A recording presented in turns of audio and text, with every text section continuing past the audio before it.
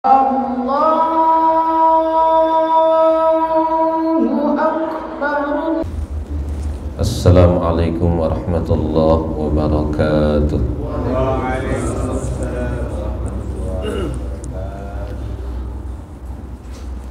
Alhamdulillahi rabbil alamin. Wassalatu wassalamu ala asrafil anbiya'i wal mursalin, Sayyidina wa maulana Muhammadin sallallahu alaihi wasallam wa ala alihi wa ashabihi ajma'in. Amma ba'du. Wa qala Allah ta'ala fil Qur'anil Karim, a'udzu billahi minasy syaithanir rajim. Bismillahirrahmanirrahim. Qul hal yastawil ladzina ya'lamuna wal ladzina la ya'lamun. Wa qala an-nabiyyu sallallahu alaihi wasallam, man salaka tariqan yaltamisu fihi ilma sahhalallahu lahu tariqan ilal jannah. Shadaqallahul azim wa sadaqa rasuluhun nabiyyul habibul karim. Wa nahnu ala dzalika minasyahidina wasyakirin. Walhamdulillahi rabbil alamin. Segenap pengurus Masjid Jami Baitul Izzah yang saya hormati, para jamaah yang saya muliakan, kita sama-sama memanjatkan puji dan syukur kehadirat Allah Subhanahu wa ta'ala yang senantiasa mencurahkan rahmatnya, melimpahkan nikmatnya, sehingga alhamdulillah pada pagi ini, pada kesempatan ini kita bisa hadir kembali, bisa bertemu kembali, bisa duduk bersama, bermuajahah dan bersilaturahim di tempat yang mulia ini guna melaksanakan perintah Allah Subhanahu wa ta'ala, yakni melaksanakan ibadah kepada Allah Subhanahu wa ta'ala. Alhamdulillah, baru saja kita bisa melaksanakan sholat subuh berjamaah yang dilanjutkan dengan ta'lim. Mudah-mudahan semua ibadah yang kita kerjakan diterima oleh Allah Subhanahu wa ta'ala dan mendapat pahala yang berlipat ganda. Dan mudah-mudahan berkumpulnya kita semua di tempat yang mulia ini mudah-mudahan menjadi sebab turun rahmat dan keberkahan dari Allah Subhanahu wa ta'ala. Dosa-dosa kita diampuni oleh Allah Subhanahu wa ta'ala, derajat kita ditinggikan oleh Allah Subhanahu wa ta'ala, kebaikan kita terus ditambah oleh Allah Subhanahu wa ta'ala. Dan juga mudah-mudahan melalui silaturahim ini Allah panjangkan umur kita semua sehat walafiat, sehingga bisa terus melaksanakan ibadah kepada Allah Subhanahu wa ta'ala. Dan mudah-mudahan Allah luaskan rezeki kita semua untuk bekal ibadah kita kepada Allah Subhanahu wa ta'ala. Amin ya rabbal alamin. Salawat dan salam mudah-mudahan Allah curahkan ke junjungan Nabi besar kita Muhammad sallallahu alaihi wasallam. Juga mudah-mudahan rahmat dan kesejahteraan dilimpahkan kepada keluarga beliau, sahabat beliau, kepada tabi'in, tabi'in, dan juga mudah-mudahan kepada kita sekalian. Amin ya rabbal alamin. Para jamaah yang saya hormati, melanjutkan pelajaran sebelumnya bahwa Nabi kita Muhammad sallallahu alaihi wasallam ketika perjalanan menuju Madinah, hijrah dari kota Mekah ke kota Madinah, mampir di tempat yang namanya Kuba. Beliau tinggal di Kuba isnatain wa isrina lailatan, yaitu selama 22 hari. Qad aqama bi Quba'a isnatain wa isrina lailatan baina ashabihi minal muhajirina wal ansor aminan mutmainnan. Beliau tinggal di Kuba selama 22 malam bersama sahabat-sahabatnya, baik sahabat muhajirin maupun sahabat ansor, baik sahabat Nabi yang tadinya orang Mekah pindah ke Madinah maupun sahabat Nabi asli orang Madinah. Sahabat Nabi yang pindah dari Mekah ke Madinah disebut sahabat muhajirin. Kalau sahabat asli orang Madinah disebut sahabat ansor. Beliau tinggal di Kuba aminan mutmainnan, aman, tidak ada yang ganggu. Aminan mutmainnan, aman dan tentram. Dalam waktu yang tadi yang sudah saya sampaikan, Nabi kita Muhammad sallallahu alaihi wasallam membangun sebuah masjid yang disebut dengan Masjid Kuba. Inilah masjid pertama yang ada dalam Islam. Ini adalah Masjid Kuba yang pertama dibangun oleh Nabi kita Muhammad sallallahu alaihi wasallam, yang masjid ini adalah masjidun ussisa ala taqwa. Di Quran disebutnya begitu, bahwa Masjid Kuba itu disebut masjidun ussisa ala taqwa, yaitu masjid yang didirikan atas dasar takwa kepada Allah Subhanahu wa ta'ala. Orang yang melaksanakan ibadah kepada Allah, orang yang melakukan ibadah, melakukan sholat di Masjid Kuba, itu punya keunggulan, ada keutamaannya. Dalam satu hadis yang diriwayatkan oleh Imam Tirmidzi, diriwayatkan oleh Imam Ibnu Majah, as-sholatu fi masjidi Kuba ka umratin. Orang yang satu kali sholat di Masjid Kuba, pahalanya seperti pahala orang yang melaksanakan umrah. As-sholatu fi masjidi Kuba ka umratin. Sholat di Masjid Kuba itu seperti pahala orang yang melaksanakan umrah. Kemudian di hadis yang lain diriwayatkan oleh Imam Nasai, man tatahhara fi baiti summa ata masjida Kuba fasalla fihi sholatan kana lahu ka ajri umratin. Isinya sama sebenarnya, cuma redaksinya saja yang berbeda. Man tatahhara fi baiti, siapa orang yang bersuci di rumahnya, sudah rapih berarti, sudah mandi, sudah pakaian rapi, sudah wudu, sudah pakai wangi-wangian.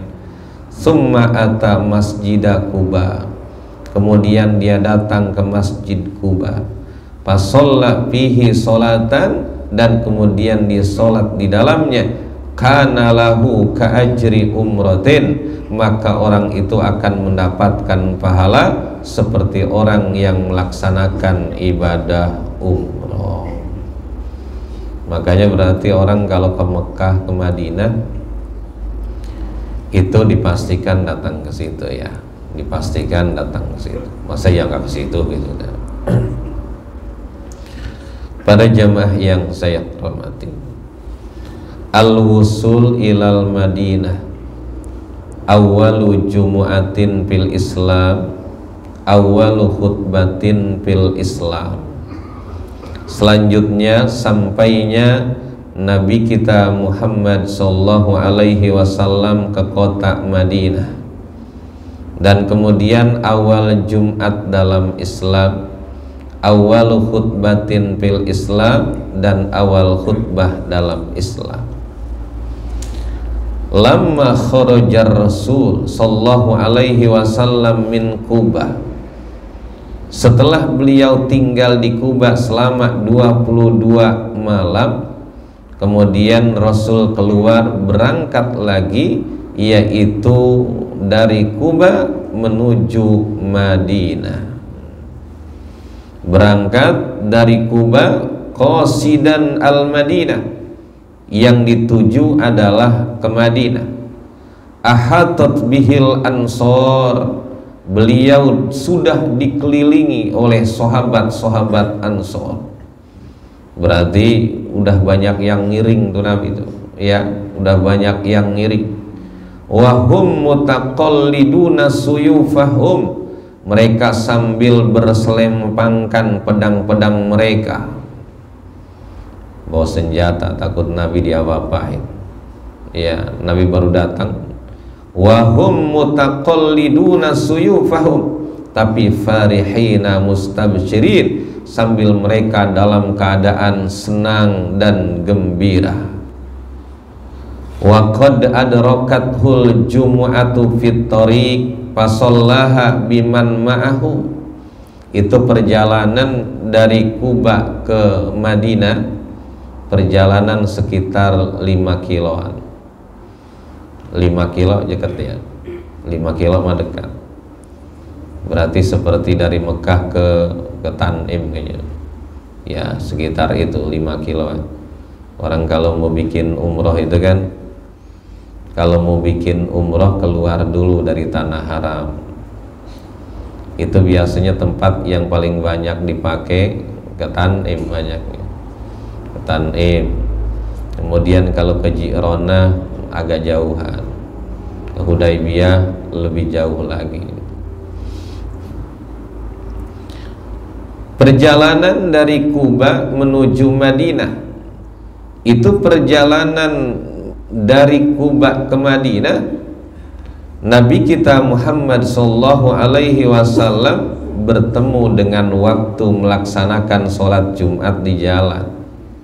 Berarti jalan menuju dari Kubah ke Madinah itu bertemu dengan waktu melaksanakan sholat Jumat.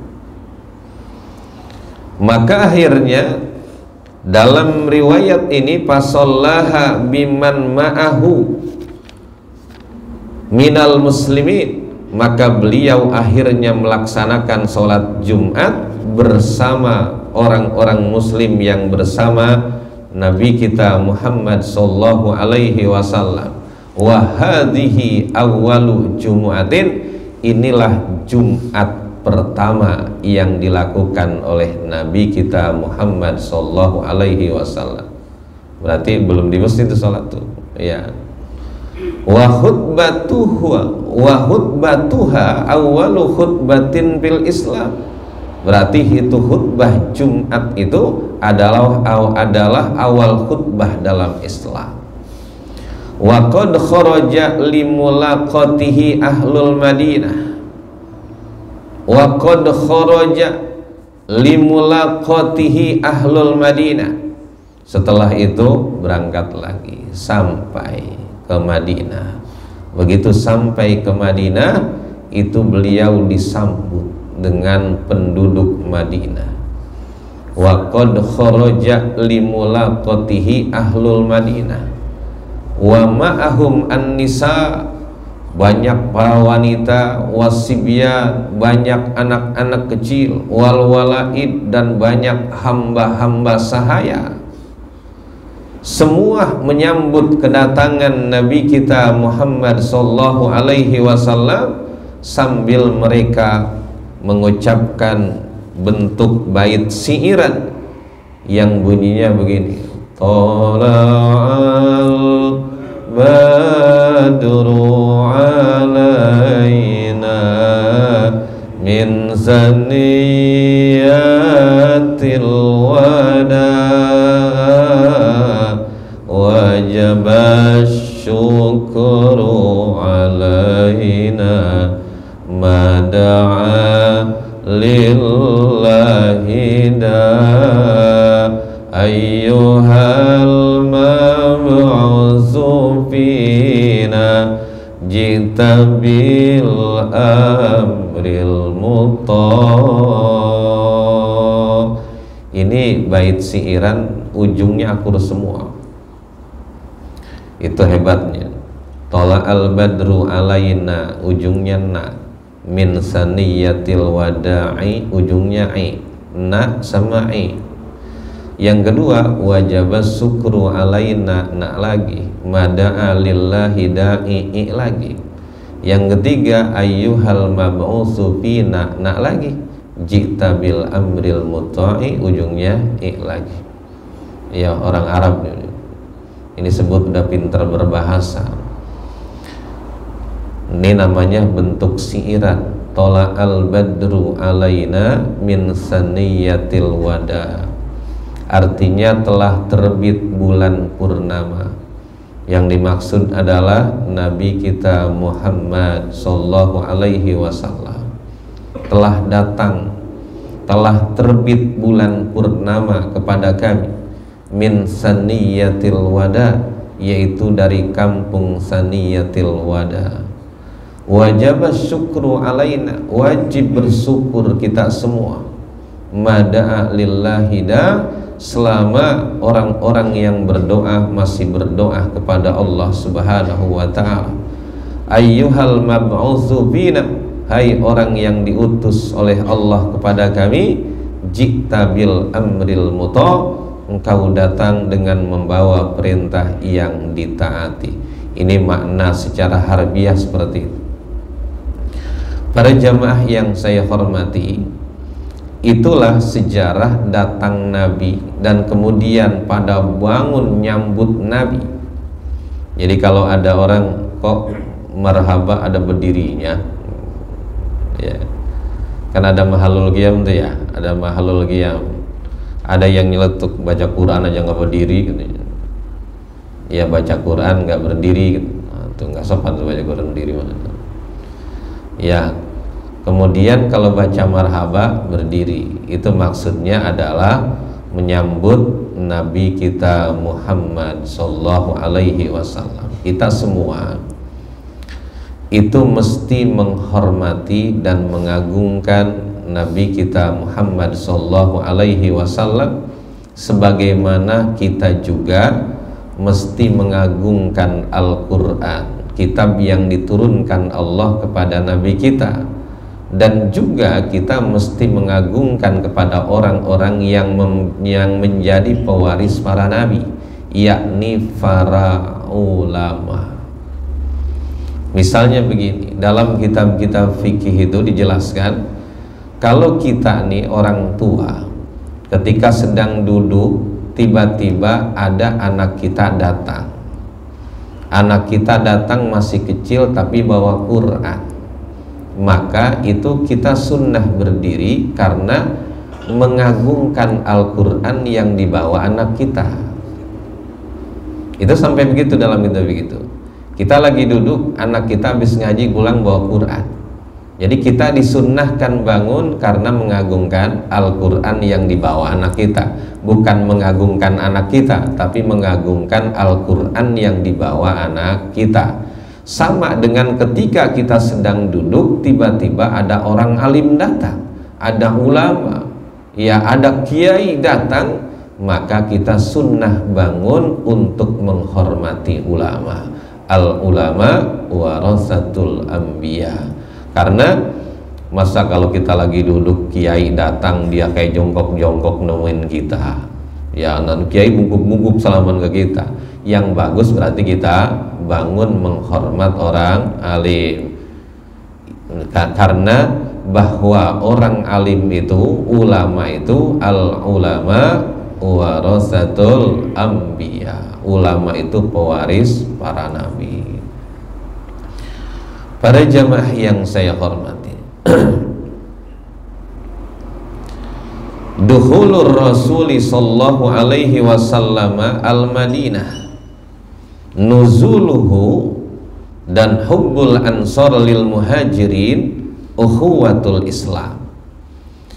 Begitu beliau masuk ke kota Madinah, karena la yamurru bi baitin min buyutil ansor illa sa'alu.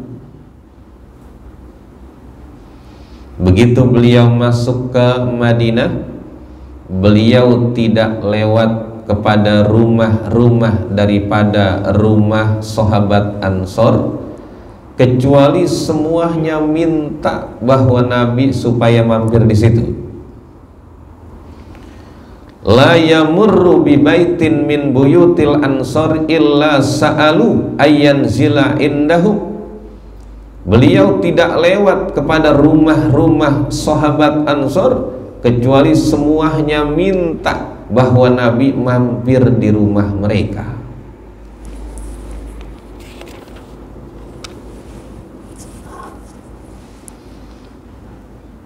Kan Nabi kita dalam sejarah datangnya ke Madinah belakangan. Maka begitu datang ke Madinah itu umat Islam sudah berkembang pesat, karena sahabat-sahabat Nabi sudah banyak yang duluan hijrah.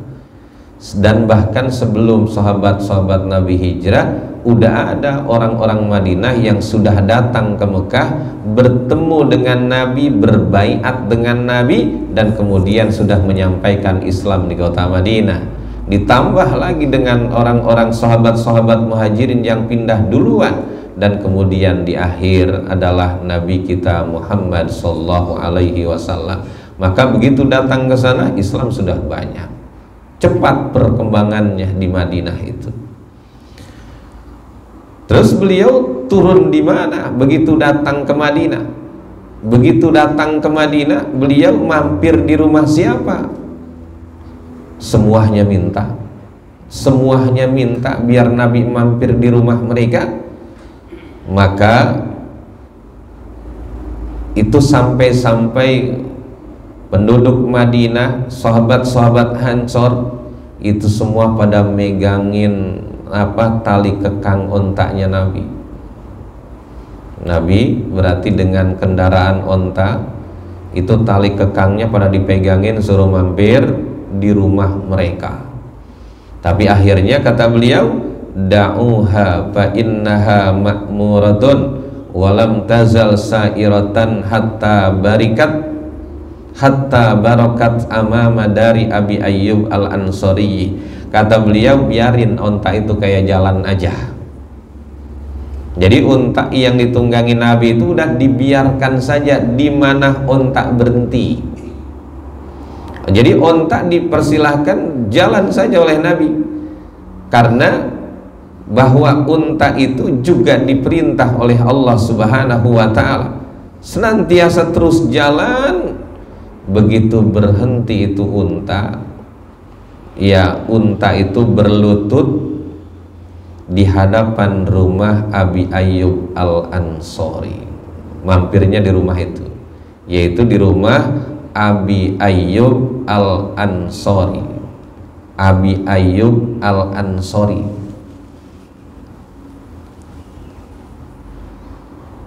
Biasa kalau orang-orang dulu itu nama itu suka pakai nama kunyah.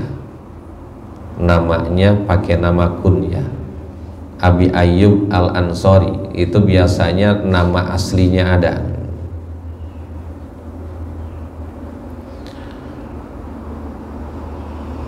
Panazala inda Abi Ayyub al-Ansori biddauril asfali liyakuna arfaqo bizairi. Kemudian beliau mampir di rumah Abi Ayyub al-Ansori. Nama aslinya namanya Khalid bin Zaid namanya Khalid bin Zaid.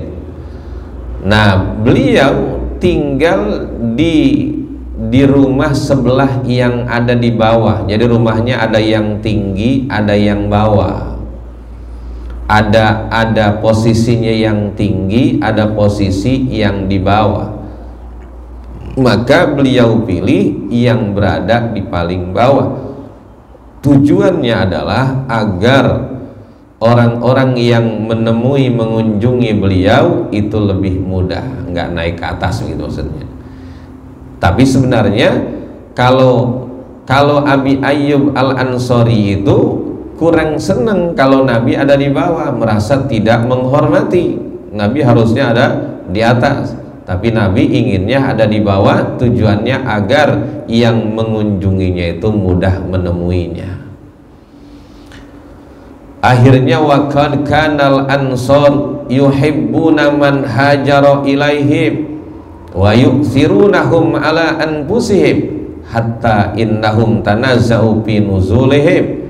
Maka akhirnya sahabat Ansor, sahabat yang asli orang Madinah, nama Ansor artinya penolong, mereka itu cinta, senang banget sama orang-orang yang hijrah kepada mereka.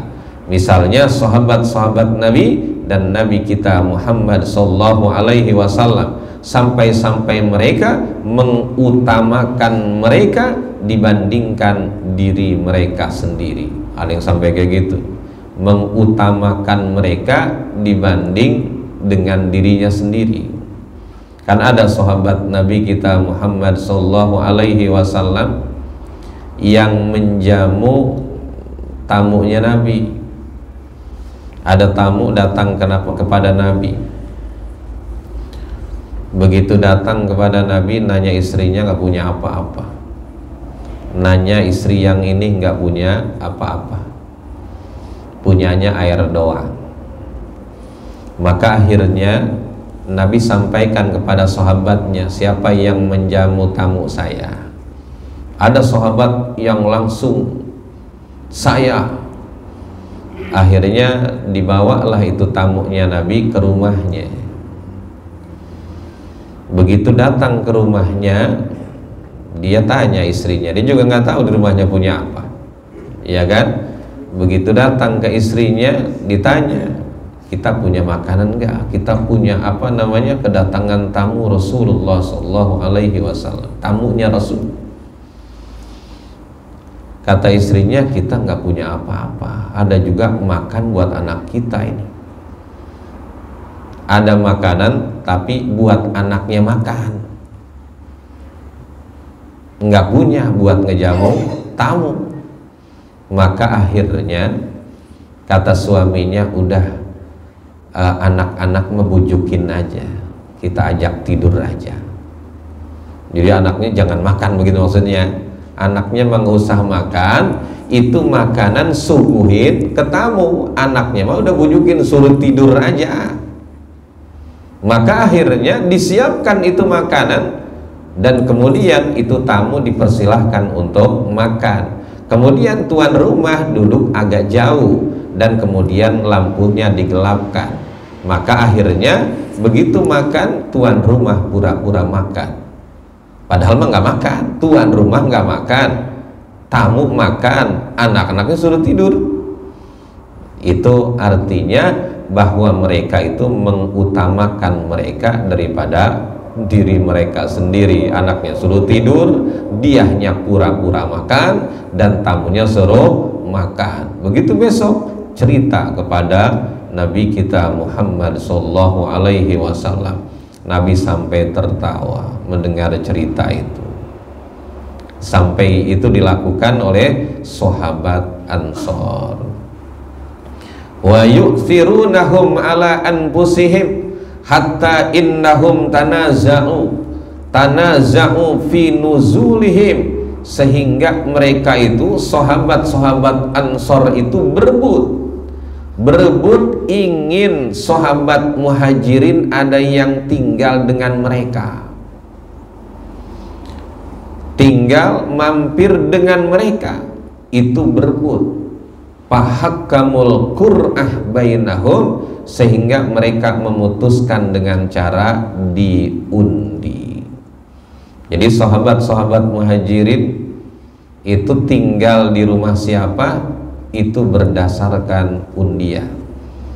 Ya, jadi diundi tuh, diundi dia di mana, dia di mana, dia di mana. Saking mereka berebut. Fama nazala muhajirun ala ansoriyin, tidak ada yang mampir sahabat-sahabat Muhajirin mampir di sahabat Ansor kecuali itu bil qur'ah, dari hasil undian. Diundi dia di rumah si anu, dia diundi di rumah si anu, dia nampir di rumah si anu. Itu semua berdasarkan undian. Maksudnya biar adil, nggak berebut. Jangan misalnya wah saya di sini, kan akhirnya nanti susah itu. Summa innar Rasulullah sallallahu alaihi wasallam akho bainahum ukhuwatan islamiyatan allafat qulubahum wa ja'alatha kasai'il wahid.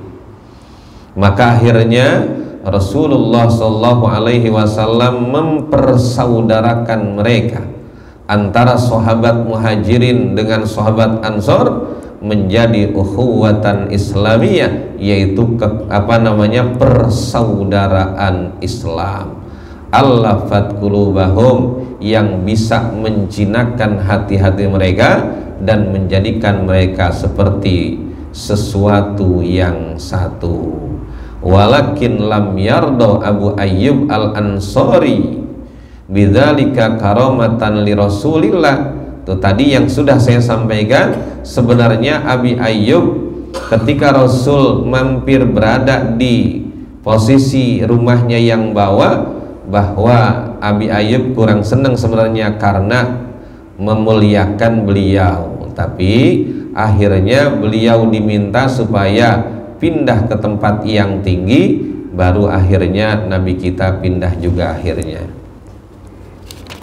Para jemaah yang saya hormati, hijratu alil bait wa man'ul mustad'afin aslul kunut wa hummal Madinah. Kemudian yaitu hijrahnya keluarga Nabi kita Muhammad sallallahu alaihi wasallam. Jadi setelah Nabi hijrah ke Madinah, masih ada keluarga Nabi yang belum ikut. Nabi sudah hijrah ke Madinah, keluarga Nabi, alil bait, keluarga Nabi itu masih ada yang belum hijrah. Dan kemudian man'ul mustad'afin, menghalangi orang-orang Quraisy itu, menghalangi orang-orang yang lemah hijrah ke Madinah. Ternyata orang-orang Quraisy itu nggak seneng kalau orang-orang Mekah pada hijrah ke Madinah. Dan di sini dijelaskan pula aslul kunut, yaitu asal baca doa kunut.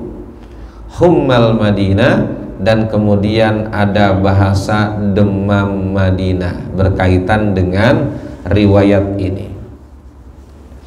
Lamma istaqarrar Rasul sallallahu alaihi wasallam bil Madinah, begitu Rasul sudah mulai tetap di Madinah, arsala fi talabi man takhallafa min ahli, maka beliau mengutus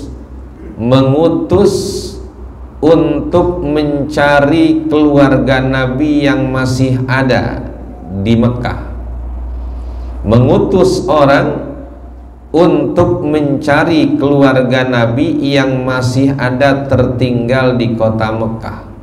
Disuruh ikut pindah ke Madinah. Maka fa kharaja ma'ahum Abdullah ibnu Abi Bakrin, maka akhirnya keluar bersama mereka untuk mencari keluarga Nabi yang masih tertinggal, yaitu Abdullah bin Abi Bakar. Abdullah bin Abi Bakar. Jadi Abu Bakar Siddiq punya anak, ada yang namanya Abdullah. Abu Bakar Siddiq anak perempuannya diantaranya Siti Aisyah yang menjadi istri Nabi kita Muhammad sallallahu alaihi wasallam, makanya Abu Bakar mertua Nabi. Kemudian juga ada saudaranya Siti Aisyah namanya Siti Asma, yang dalam riwayat bahwa dialah yang membawa makanan untuk Nabi dan ayahnya ketika sedang berada di goa. Dan kemudian ada yang namanya Abdullah. Nah, itulah orang yang mencari berita penting berkaitan dengan orang-orang kafir Quraisy yang sedang mencari Nabi dan ayahnya. Nah, jadi ada yang namanya Abdullah. Jadi nama Abdullah itu laris banget. Dulu itu nama Abdullah banyak banget. Ada Abdullah bin Umar, Abdullah bin Amr, Abdullah bin Mas'ud, Abdullah bin Abi Bakar. Jadi Abdullah bin Abdul Muttalib, ya. Abdullah bapak Nabi juga Abdullah. Pantesan ada bahasa Nabi begini, khairul asma Abdullah wa Abdurrahman. Kata Nabi itu, khairul asma, sebaik-baiknya nama adalah Abdullah dan Abdurrahman. Makanya banyak nama Abdullah dan Abdurrahman. Akhirnya Pak Jijit namanya balik lagi. Husain bin Ali, Ali bin Husain, Husain bin Ali, balik lagi. Makanya akhirnya sekarang ribut nasab ya. Rame.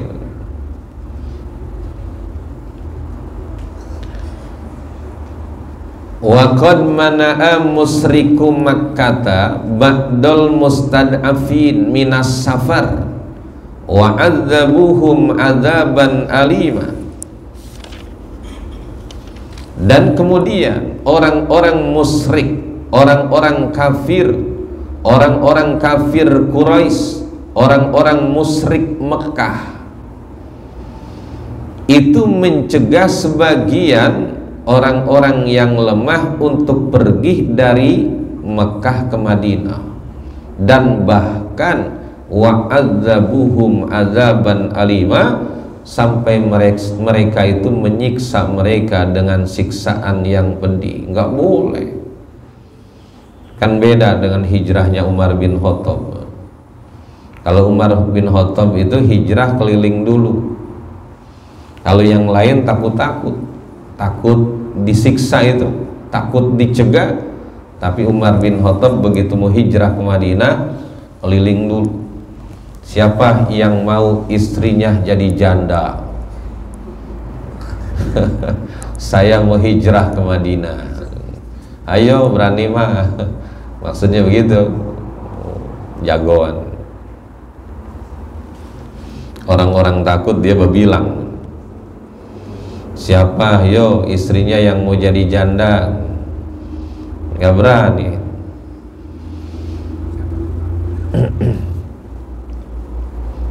Pakana Rasulu sallallahu alaihi wasallam yad'u lahum fi witril isya wa salatis subhi ba'dar ruku wa qablahu.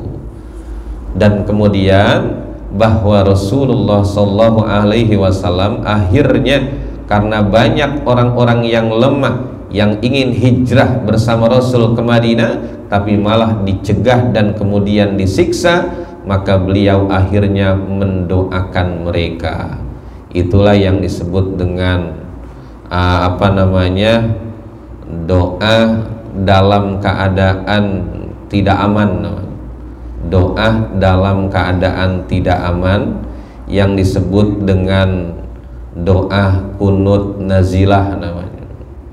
Kalau ada dalam keadaan tidak aman, misalnya ada penyakit atau ada kejadian yang sangat memprihatinkan, saudara-saudara kita yang terkena musibah, maka akhirnya itu didoakan oleh Nabi mereka dalam sholat witirnya Nabi, wa sholatis subhi, dan kemudian di dalam sholat subuhnya, ba'dar ruku wa qablahu, dan setelah ruku atau sebelum ruku.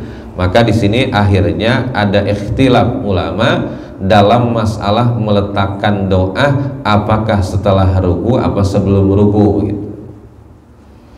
Ya, jadi ada ba'dar ruku wa qablahu, baik setelah ruku atau sebelum ruku.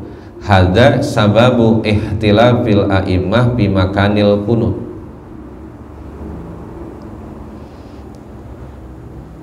Ya, makanya pantas ada yang suka berdiri lama sebelum sujud itu, berdiri lama sebelum sujud. ba'dar ruku wa qablahu wa hadza aslul qunut. Inilah asalnya qunut. Dalam hadis yang lain dijelaskan annan nabiyya sallallahu alaihi wasallam qanata syahran yad'u alaihim tsumma taraka. Kemudian beliau itu mendoakan mereka selama 1 bulan dan kemudian akhirnya berhenti. Maksudnya adalah kunut nazilah tidak terus dilakukan. Tapi kalau untuk sholat subuh, wa amma subhu falam yazal yaknutu hatta faraqad dunya, bahwa beliau senantiasa baca doa kunut sampai beliau kembali kepada Allah Subhanahu wa taala. Fa amma subhu falam yazal yaknutu hatta faraqad dunya. Jelas ya, bahwa beliau terus senantiasa baca doa qunut sampai beliau meninggal dunia.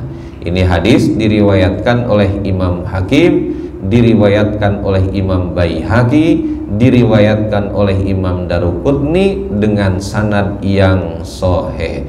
Ini keterangannya ada dalam kitab Ad-Durusul Fiqhiyah di jilid 4.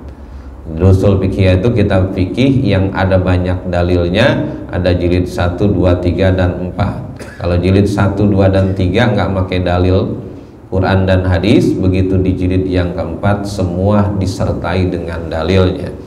Jadi kalau di situ membahasakan wajib anu, dalilnya ini, haram anu, dalilnya ini, makruh ini, dalilnya ini. Itu di kitab Durusul Fiqhiyah jilid 4 begitu.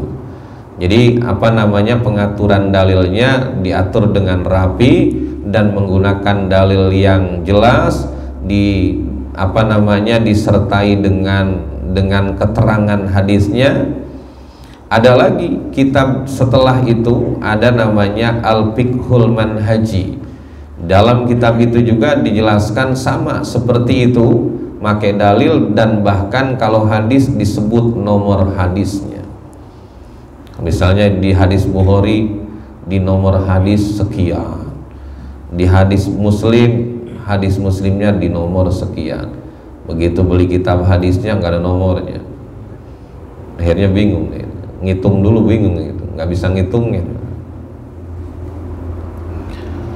Wa asaba katsiran minal muhajirin humma pada Rasul sallallahu alaihi wasallam rabbahu binakliha. Dan kemudian begitu orang-orang muhajirin, sahabat muhajirin pindah ke Madinah, itu banyak dari mereka yang terkena demam. Pada muriang, kalau kata itu muriang, panas dingin, penyakit yang begini nih, itu penyakit itu susah ngobatin itu gitu. Itu kalau dingin, saya juga pernah tuh punya penyakit kayak gitu. Itu jangankan ditutup dengan kain yang tebal, ditutup pakai kasur itu masih dingin itu. Udah ditumpuk sama kasur, ditinin kasur itu masih dingin. Berarti itu dingin bukan dari luar kali ya. Ya. Itu demam itu. Akhirnya sahabat-sahabat muhajirin yang baru pindah ke Madinah itu banyak yang terkena penyakit demam. Makanya dibahasakan hummal Madinah, demam Madinah pada Ar-Rasul. Maka akhirnya Rasulullah sallallahu alaihi wasallam berdoa memohon kepada Allah Subhanahu wa taala supaya demam itu dipindahkan. Fastajaballahu du'ahu, maka Allah mengijabah doa. Para jamaah yang saya hormati, itu saja dulu yang dapat saya sampaikan pada pertemuan ini.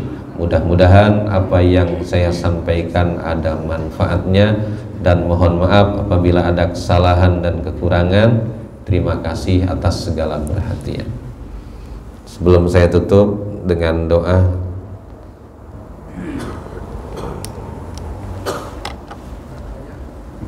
Assalamualaikum warahmatullahi wabarakatuh. Waalaikumsalam. Kita sering mendengar terkait dengan masjid yang didirikan oleh Rasulullah di Masjid Quba, khusus ala takwa, pernah kami mendengar ada masjid tiror ya. Apa yang dimaksud dengan masjid tiror dan bagaimana kisahnya, bahkan masjid tiror tersebut diperintahkan oleh Rasul untuk dibakar. Terima kasih.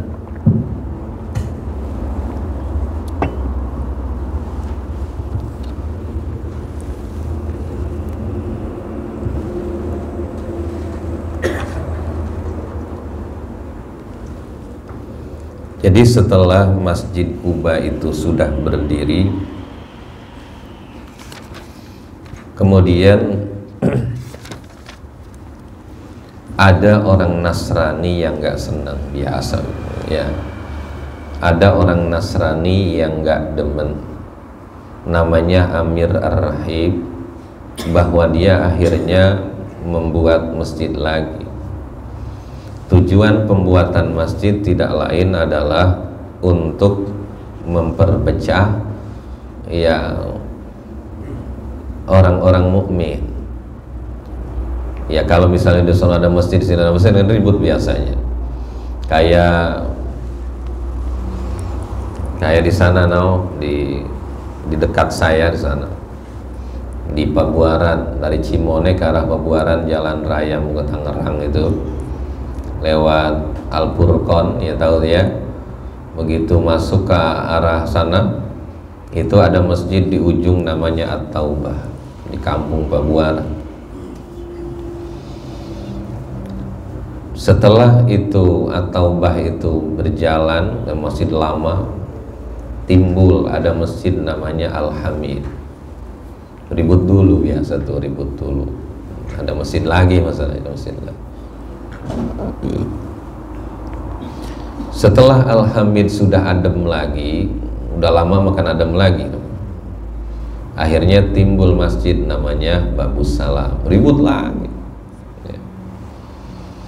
Jadi sebenarnya itu mah ributnya itu ribut berkaitan sama mendirikan Jumat, ribut berkaitan dengan mendirikan Jumat, bahwa Jumat itu di satu kampung itu mestinya Jumat satu saja, kan begitu. Makanya bahasa kasarnya begini, di satu kampung masjid ada 10 gak apa-apa, yang penting Jumatannya satu. Tapi bisa nggak kalau begitu? Kan biasanya orang kalau bikin masjid pengennya ada Jumatan, padahal kan orang bikin masjid itu nggak mesti ada Jumat. Makanya ada bahasa masjid jami, ada masjid ghair jami. Kalau masjid jami, masjid yang di dalamnya didirikan Jumat. Kalau masjid ghair jami, masjid tapi tidak didirikan Jumat di dalamnya. Boleh nggak orang bikin masjid nggak ada Jumatan? Atau nggak apa-apa? Ya, terus buat apa masjid? Kan masjid bisa kita buat tahiyat masjid, buat kita iktikaf di masjid. Kan iktikaf di musola nggak bisa? Ya. Salat tahiyat musola kan nggak ada. Sholi sunnat tahiyatul musola nggak ada, Pak. Ya, ada juga tahiyat masjid, begitu. Nah, jadi begitu kalau misalnya Jumatan satu bisa, itu nggak apa-apa. Ya, tapi ini mah kadang-kadang udah ada ini Jumatan, ini Jumatan, ini Jumatan. Nah, jadi kalau misalnya ta'addud Jumat, maka Jumat yang sah itu cuma yang pertama. Di satu kampung ada Jumat, ya Jumatannya lebih dari satu, disebut ta'addud Jumat. Makanya kalau kita baca kitab ada masjid yang menyelesaikan masalah berkaitan dengan ta'addud Jumat. Di satu tempat ini mah Jumatan banyak banget, sini ada Jumat, sini ada Jumat, sini ada Jumat. Makanya akhirnya dalam rangka kehati-hatian, ihtiyatan namanya, bukan ragu. Ulama-ulama Banten itu umumnya habis sholat Jumat pada sholat zuhur. Jadi pernah nggak lihat ada orang habis Jumatan sholat zuhur? Pernah kan? Iya, itu alasannya. Di antaranya itu ta'addud Jumat. Ta'addud Jumat. Sebab kalau Jumat ta'addud, maka ta'addud tahu ya, ta'addud itu berbilang maksudnya, lebih dari satu Jumat. Nah, itu yang sah itu yang pertama. Emang kita tahu yang duluan mana? Masa lupa duluan ntar azannya sebelum waktu lagi. Nah kan begitu nantinya. Jadi berarti kita itu Jumat kita tidak boleh didahului, tidak boleh berbarengan. Lah, kalau dalam kitab fikih Safinatun Najah syaratnya Jumat wa alla tasbiqoha wa la tuqarinaha Jumatun fitil kalbalad, bahwa Jumat yang kita laksanakan tidak boleh didahului oleh Jumat lain dan tidak boleh berbarengan dengan Jumat lain yang ada di tempat kita, yang ada di kampung kita. Maksudnya didahului nggak boleh, bareng nggak boleh. Berarti harusnya apa? Harusnya satu, begitu maksudnya ya. Kalau satu kan nggak ada yang didahului, nggak ada yang mendahului ya, begitu maksudnya. Tapi kan nggak bisa, makanya di Perum ada masjid, ini jalan, ini masjid, ini masjid, ini jalan nih, ini masjid, ini masjid, ini namanya An-Ni'mah. Yang sebelah sini Darussalam, ngerendeng, jalan doang, ini jalan, begitu. Itu karena apa tuh? Tahu itu bendera kali, lain benderanya. Kadang-kadang yang ini hijau, yang ini merah gitu. Ya, partainya berbeda. Nah, itu berkaitan masjid itu kan tadinya mah Nabi kita Muhammad sallallahu alaihi wasallam ya tidak jadi masalah ada masjid lagi, tapi akhirnya diinformasikan oleh Allah Subhanahu wa taala dengan turun ayat walladzina takhadhu masjidan dirara wa kufran wa tafriqan bainal mu'minin. Maka itu akhirnya karena Nabi kita diberitahu oleh Allah Subhanahu wa taala bahwa masjid itu didirikan untuk memperpecah umat, maka diperintahkan Nabi memerintahkan supaya masjid itu dibakar.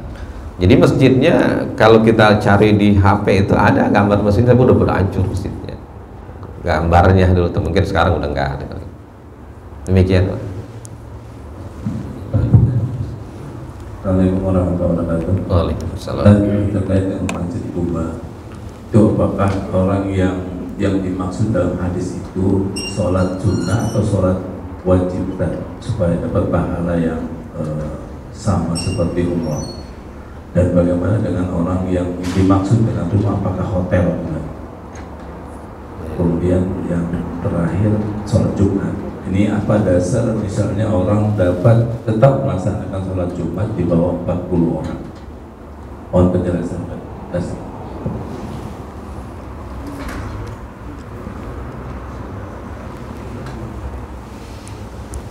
Berkaitan dengan sholat di Masjid Kuba, itu melihat hadis ini as-sholatu fi masjidi Kuba ka umrati. Satu kali sholat di Masjid Kuba itu pahalanya seperti melaksanakan umroh. Nah, di situ sholat di situ menggunakan isim mufrad. Isim mufrad itu adalah isim yang menunjukkan kepada makna satu. Satu kali sholat saja di dalamnya itu akan mendapatkan pahala seperti pahala umroh. Dan sholat ini tidak ditentukan mau sholat apa saja, entah itu sholat wajib, entah itu dia sholat sunnah, maka dia akan mendapatkan pahala seperti melaksanakan umroh.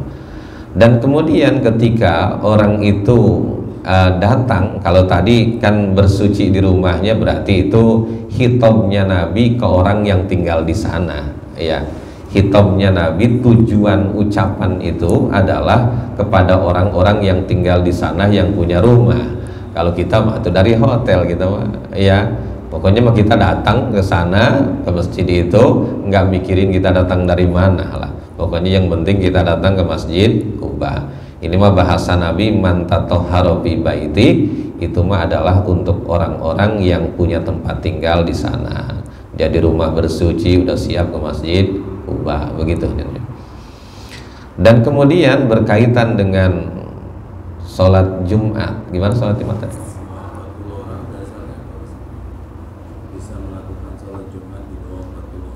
Oh iya, jadi sebenarnya masalah adat jumlah orang yang melaksanakan sholat Jumat itu pendapat ulama banyak banget ya. Jadi ada ulama yang mengatakan sholat Jumat bisa dilakukan seperti sholat berjamaah, sholat biasa saja.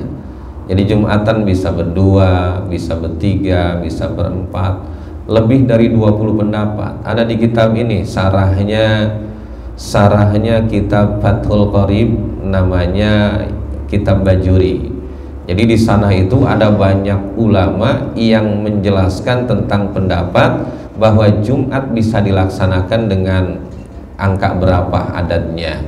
Tetapi untuk Imam Syafi'i dan Imam Syafi'i juga, kaul jadidnya Imam Syafi'i kan kaulnya ada dua, ada kaul jadid, ada kaul qadim. Jadi kaul jadidnya ketika Imam Syafi'i sudah berada di Mesir itu bahwa Jumatan mesti dilakukan oleh jamaah 40 sampai 40 bersama imamnya.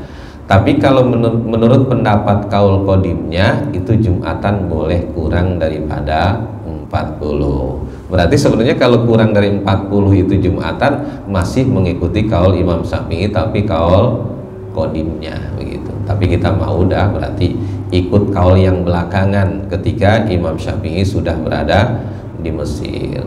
Kalau pengen tahu berarti itu Imam Syafi'i ternyata makamnya ada di Mesir itu. Ya. Jadi kebetulan anak saya cerita sekarang ada di Mesir tuh, bahwa Imam Syafi'i itu makamnya ada di Mesir karena memang beliau terakhir tinggal di Mesir, meninggal di sana, makamnya di sana. Baik ya. Udah cukup kali ya. Kita tutup dengan berdoa. Allahumma shalli wa sallim ala sayyidina Muhammadin fil awwalin wal akhirin wa barik wa sallim wa radhiyallahu ta'ala an sadatina sabi sayyidina Rasulillahi ajma'in. Bismillahirrahmanirrahim. Alhamdulillahi rabbil alamin. Allahumma salli ala sayyidina Muhammad wa ala ali sayyidina Muhammad. Allahumma anfa'na bima 'allamtana wa 'allimna ma yanfa'una wa zidna ilman nafi'a. Allahumma yassir lana wa la tu'assir 'alaina ya karim warhamna bi rahmatika ya arhamar rahimin. Allahumma ij'al jam'ana hadza jam'an marhuma wa tafarruqana min ba'dihi tafarruqan ma'suma.